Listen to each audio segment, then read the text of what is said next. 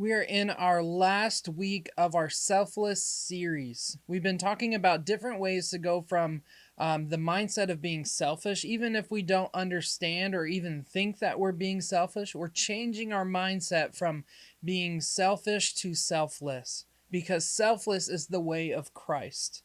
So we talked about the first week going from me to he, and the scripture we use is he must increase, I must decrease. That everything that we do, that God is increasing in our life, and we're taking more and more of ourself and more of our opinion out, and we're listening to God and his will more above all else. We had Pastor Corey from Cambridge come in and speak to us, and he talked about the going from speaking to listening to God, not just praying to God, but taking time to understand what God is saying to us too, because he wants to tell us things, he wants to help us, he wants to encourage us. And last week we talked about me to we. We talked about how that we are not leaders and we follow one leader who is Jesus, the head of the household. He is the head of the church. So we are not leaders, but we are all following Jesus. It says that it's no longer I, but Christ who lives in me.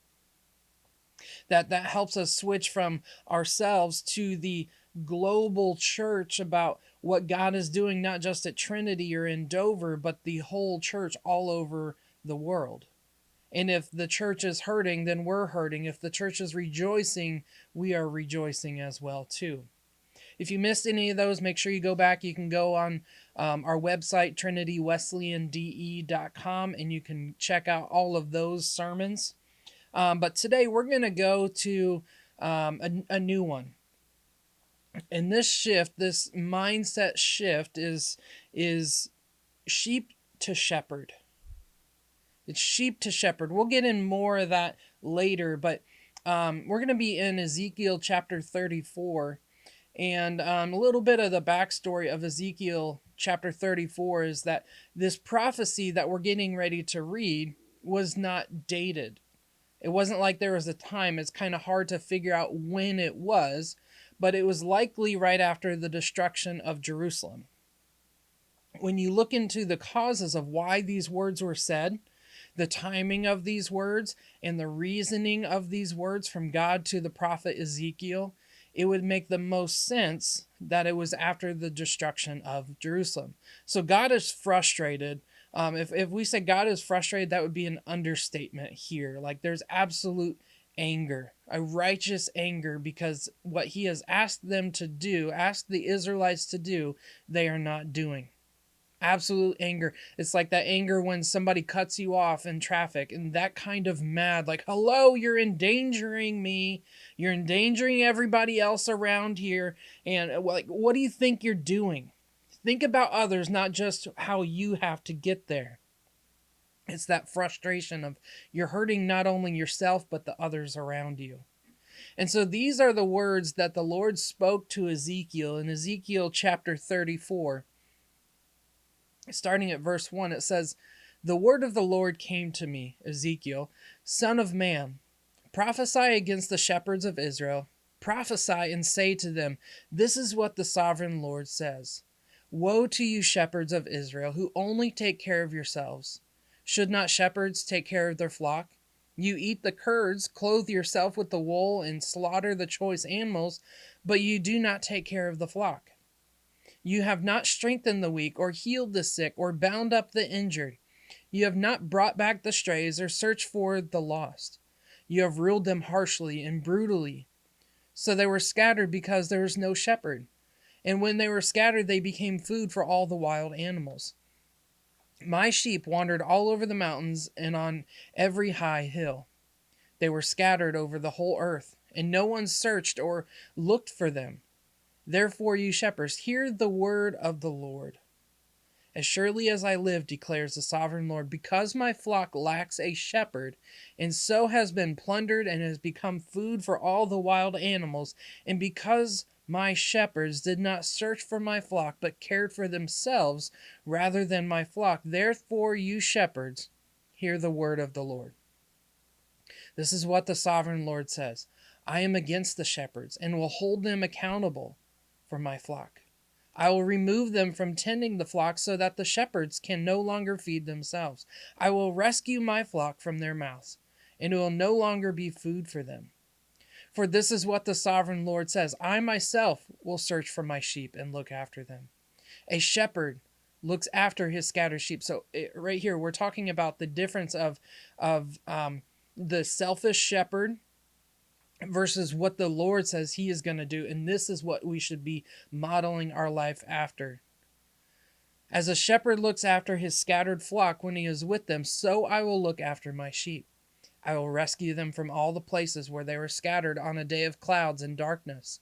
I will bring them out from the nations and gather them from the countries, and I will bring them into their own land.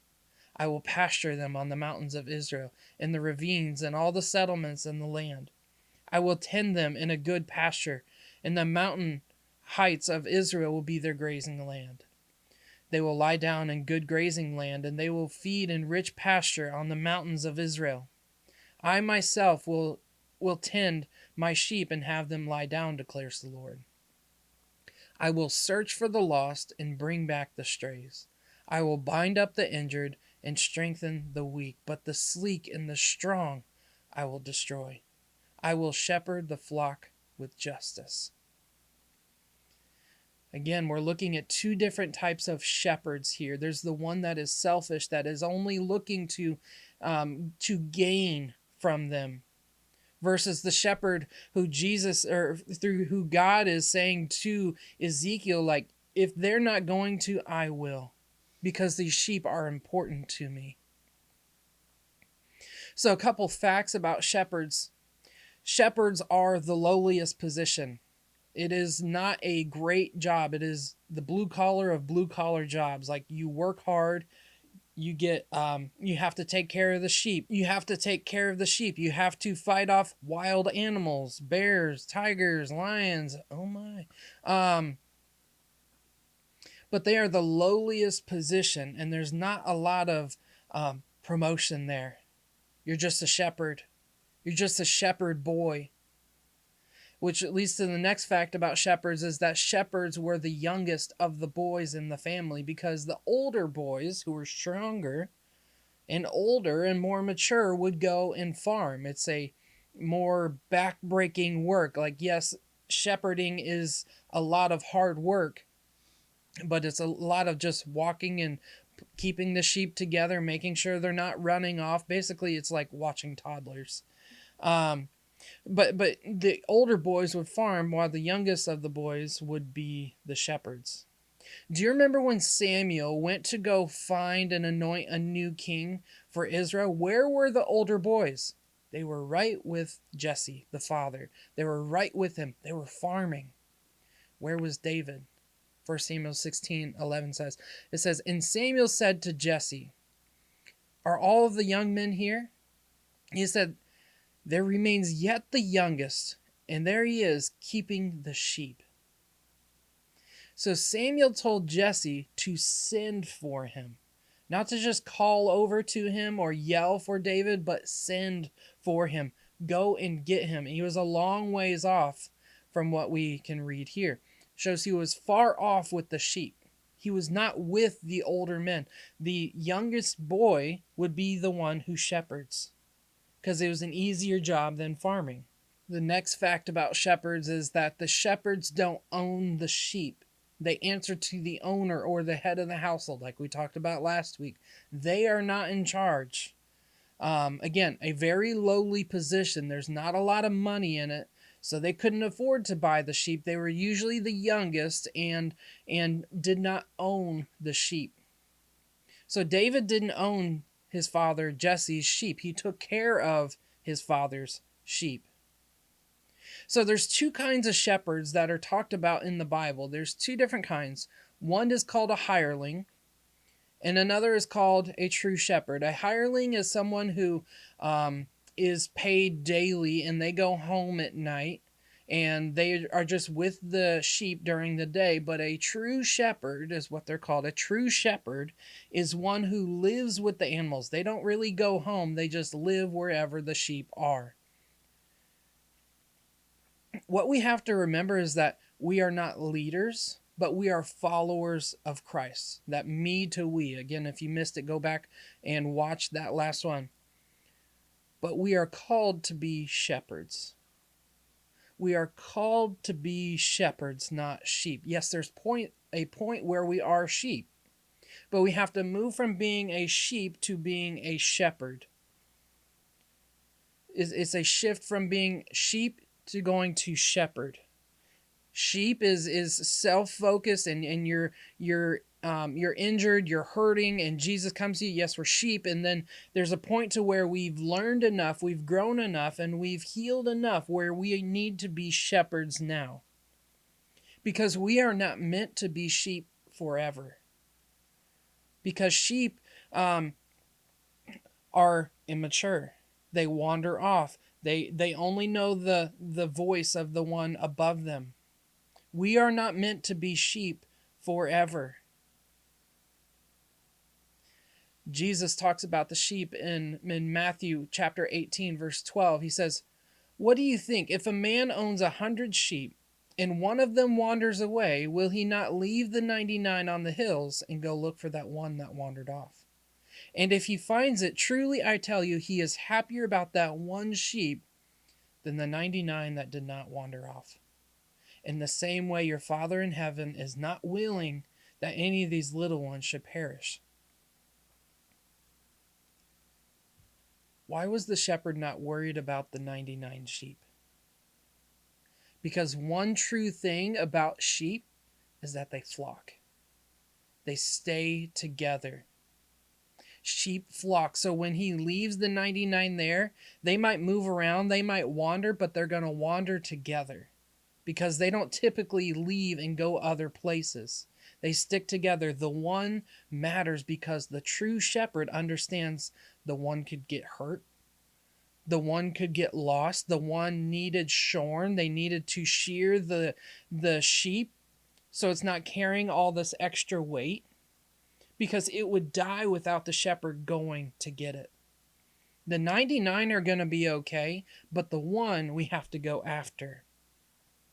And as I was learning about shepherds and I'm learning about sheep, and I've heard this old phrase like, welcome into the fold of God. And I'm like, the fold? What is the fold? Like paper? What are we talking? Like folding pizza dough? I don't know. But the fold, it was a temporary fence for sheep. So the 99 were likely either together, or they're just kind of wandering together, or the shepherd would put them in a fold, a temporary place where they would put bushes and branches, and they would make kind of a temporary fence for sheep so that they would stay in a general area.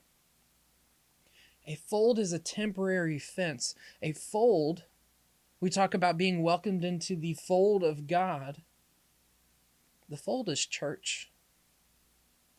We are not meant to be in the fold forever. We're not meant to be holed up in the walls of a church. That when the shepherd comes back, all right, it's time to go. Let's go do this. We're going to just listen to me.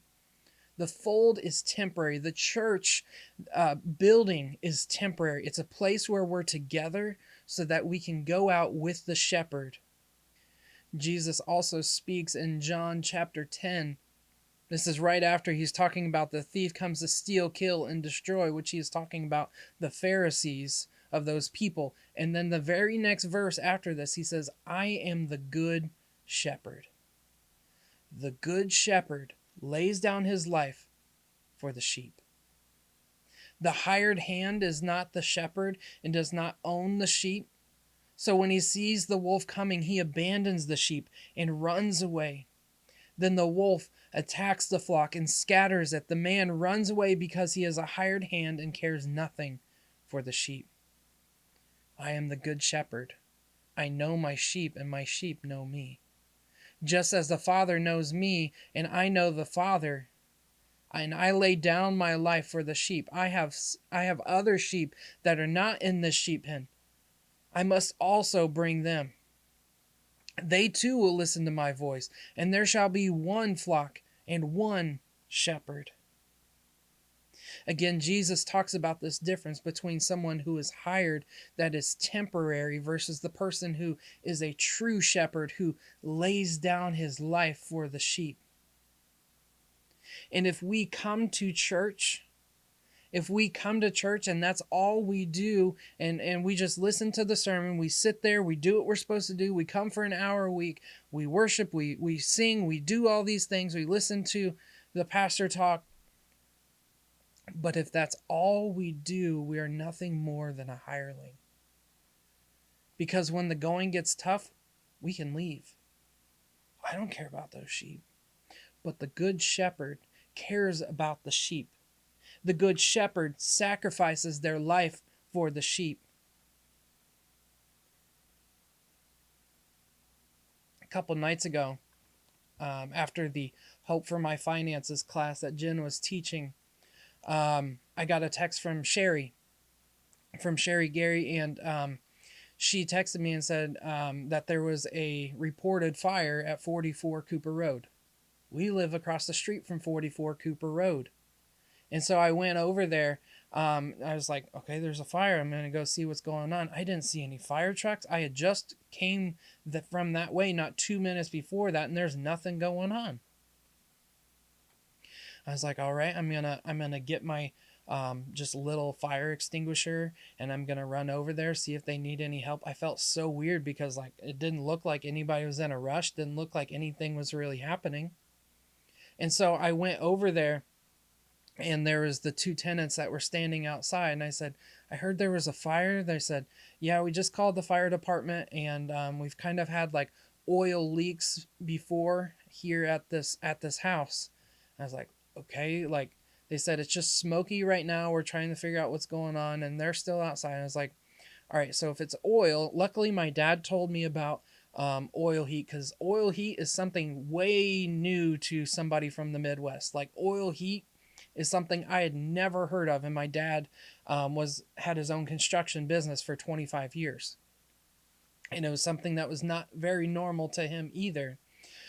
But I remember when he was at our house, I asked him, I said, there's this red switch that's in our house, and it says emergency oil shutoff. And I'm like, why would I need that? We don't use oil heat.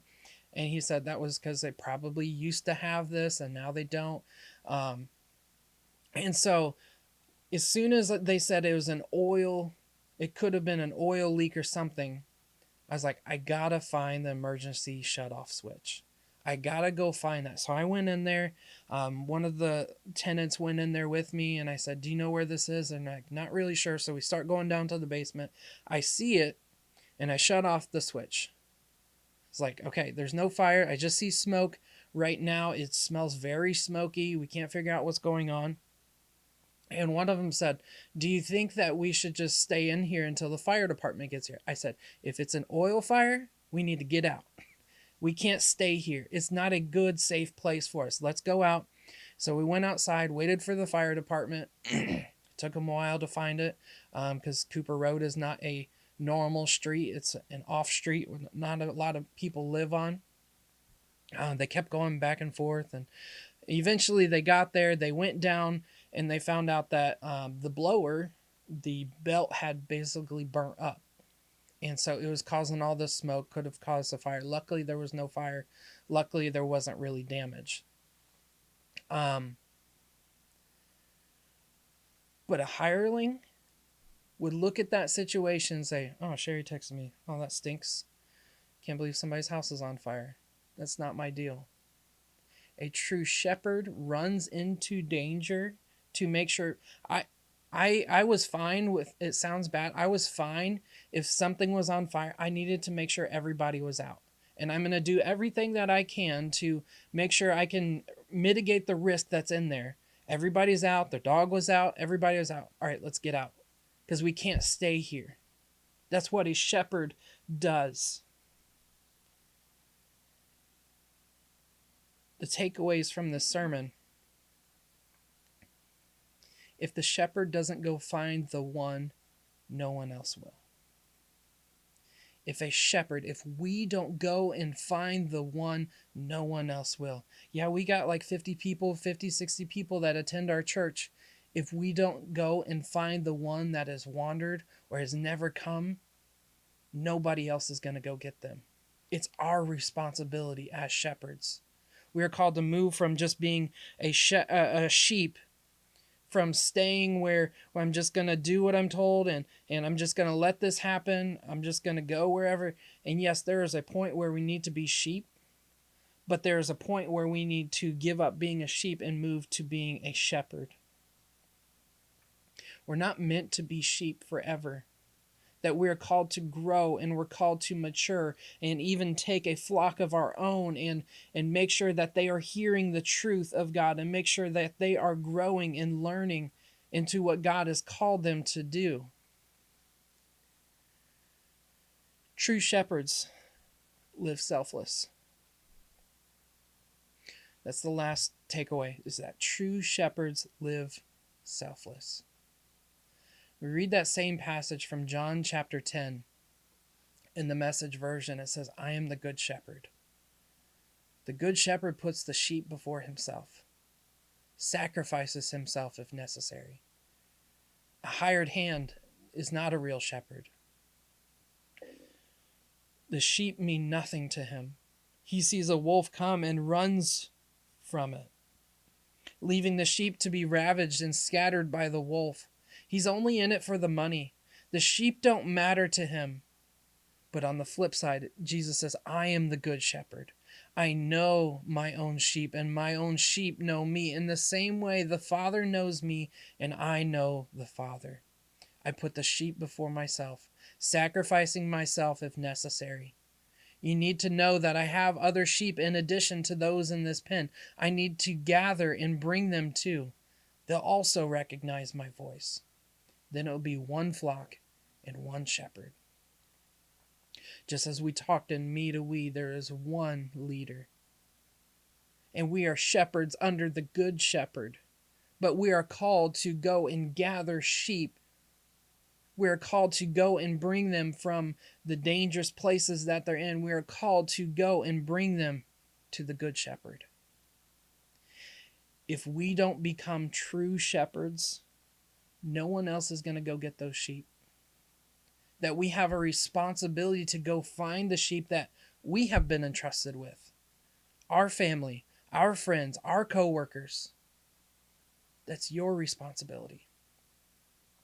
And I don't expect you to go and get the people that I've been entrusted with. Your neighbors are not my responsibility. My neighbors are my responsibility. I've had this thought for probably almost a decade. I've had this vision for years. What if we reached only our immediate neighbors around us? Your neighbors on your right, on your left, right across the street, and diagonal. What if we reached those 5 immediate neighbors? That's 5 households. If we are following Christ, those are our sheep. And we are the shepherd of those sheep all around us. There's one flock and one shepherd. But a true shepherd will put sheep before themselves, sacrificing themselves, because we're entrusted with the people who live around us, because you're put in that place so that you can tend to that flock, to those sheep. And now you're their shepherd. You disciple them. As you're following Jesus, they're following you. You disciple them. You make sure they don't wander off. So we have one household currently attending Trinity. That's you. We have about 50 different people, 50 or 60 different households that attend Trinity. If each of those reach their 5 neighbor households, it was 50, and we reached those households around us, that 50 becomes 300. Your responsibility is not every single person in Dover, but your responsibility is the place that you've been put, the place you've been entrusted. But wait, it gets better. Those 300, those reach their 5 households around them. Now that's 1,800 people. And then those 1,800 people reach their 5 neighbors. That's 10,800 people. And that sounds like a lot. But that's only 1/3 of Dover. It's a lot of work, but that's only 1/3 of Dover. Am I saying our church is going to be 10,000 people? No. I don't care what church they go to, but we are entrusted with the people around us. Almost 11,000 sounds like a lot of people, but Jesus goes after the one. Our work isn't done until there's no more one sheep left. Our work isn't done when we think that the church is big enough. Oh, it's getting too big. We'll plant another one. We'll do more. We'll go other places. We'll make other places where people can come and hear Jesus as their one true shepherd. That's my goal. That's my vision. That each one of us, that we would look and we would start praying for our neighbors and saying, God, give me eyes for my neighbors. Give me eyes for those sheep that are around me. Help me see, help me hear from you what you need me to hear and see so that I can go and do and say what you need me to say and do. It starts with our 5 neighbors and it expands from there. As we close today, I want to ask you a question. Not a lot of churches talk about the realities of hell. But if we believe in heaven, we have to believe that there's a hell as well too. That just because you're good doesn't mean that you go to heaven. But it's for those, Jesus says, I am the way, the truth, and the life. No one else can, or you can't come through anything else, anyone else, except through me. But my question is, if we believe that hell is real, does your heart break for your neighbor? When you think about when they come and they go, does your heart break for them? When you pass by them, does your heart break for them because they don't know Jesus? Does your heart break for those who don't know Jesus? We got a big task ahead of us. The world is getting less and less religious, and there are more and more people who are becoming atheists or just don't believe in anything. We have a hard task ahead of us, but it starts with us going to meet the needs of our neighbors, going to make sure that they can heal properly and hear the truth and make sure that they are safe in the fold of God. Right now, what we're going to do is we're going to take some time to pray.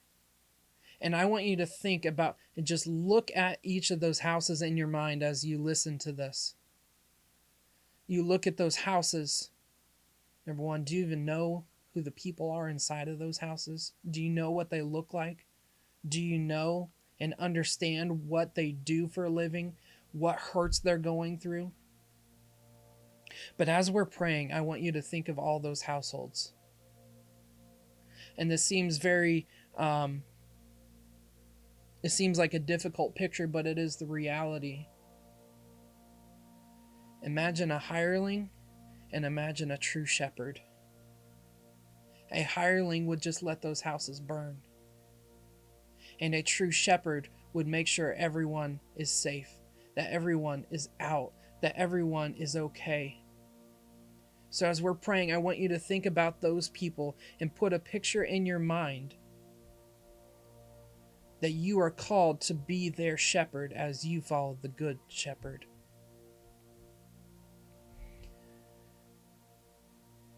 God, right now,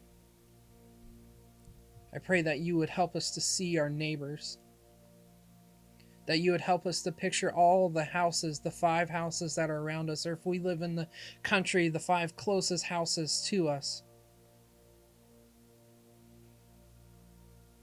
God, help us to see them. And God, I pray that you would even give us a picture of those houses on fire. What are we going to do? Are we going to rush in and make sure they're okay and bring them out to safety? Or are we going to be a hireling and just let it go? It's not my problem. They're old enough to figure it out. But God, you go after the one. God, I pray that you would help our hearts to break so much that every waking hour that we would put the sheep that we've been entrusted with before ourselves. God, that you would help us to love the sheep, not despise them, but love the sheep. They're going through hard times that we don't even know or understand. But God, I pray that you would give us a picture of what our neighborhoods would look like if just those 5 around us followed the Good Shepherd.